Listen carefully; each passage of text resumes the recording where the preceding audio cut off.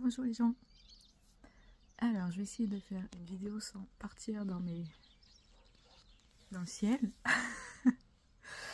Je vous fais une petite vidéo parce qu'en ce moment, les énergies sont hyper changeantes. Et c'est comme si... Raté, j'ai déjà regardé ailleurs. Non, c'est pas grave. Je sais pas si vous avez l'image. Moi, j'ai cette image-là de... Ces automatismes, ces poupées qui, quand elles avancent, elles hésitent comme ça. Ça se fait beaucoup en danse moderne. Elles avancent comme ça, et puis après, elles font le pas. Et en ce moment, je trouve que les énergies sont vraiment là-dedans, en fait. Elles nous font avancer, reculer, avancer, reculer, avancer, reculer. On a l'élan, et puis on revient, on a l'élan, et puis on revient. Et c'est juste parce qu'il y a des choses qui se débloquent et qui s'éclairent chez nous, en fait. Et donc, du coup, on va travailler, et on va repartir, et puis on va revenir en arrière, parce qu'on va retravailler sur quelque chose, et puis on va repartir. Mais là, en fait, il y a vraiment quelque chose qui est en train de s'ouvrir. Et je pense qu'il y a vraiment il va y avoir un gap. Même si j'arrive pas trop à situer quand ça va arriver, mais je vous le disais déjà, juin, ce sera quand même un portail assez important, je pense, le mois de fin juin, avec le passage de Jupiter là, il est en Cancer, en Lion. Et en plus, là, on arrive dans les énergies de... On est dans le Bélier, et il y a Mars qui arrive dans le Bélier.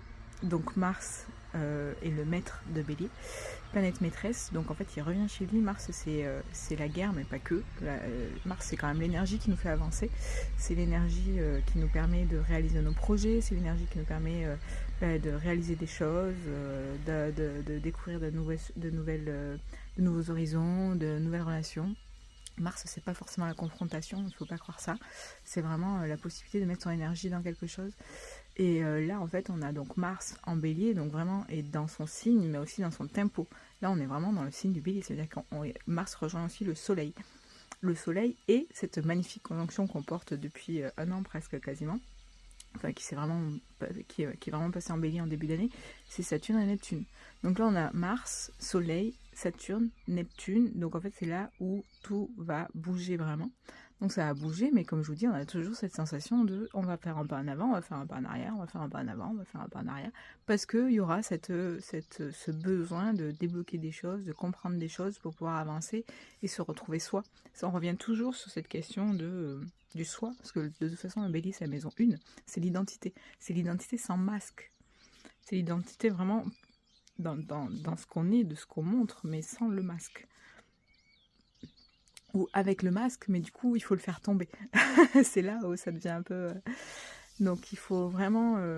les énergies vont encore énormément bouger et vont énormément changer encore. Et il faut trouver ce point où vous vous sentez bien, en fait.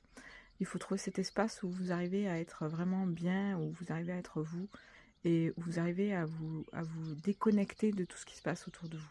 Parce que c'est vraiment ça. Et quand je dis tout autour de vous, c'est pas juste les guerres dans les pays lointains, c'est aussi de votre famille, de vos relations, de tout ce qui vous pourrit un peu votre énergie, du travail, de tout ce que vous rechignez dans la tête, dans le cœur, dans le corps, tout ça. C'est arriver à trouver un espace où vous vous sentez vraiment apaisé de tout, en fait, où vous comprenez que on est sur Terre pour vivre, on est sur Terre pour de la joie, on est sur Terre pour faire des expériences, et que là on est dans une expérience et que du coup, il faut juste la ressentir.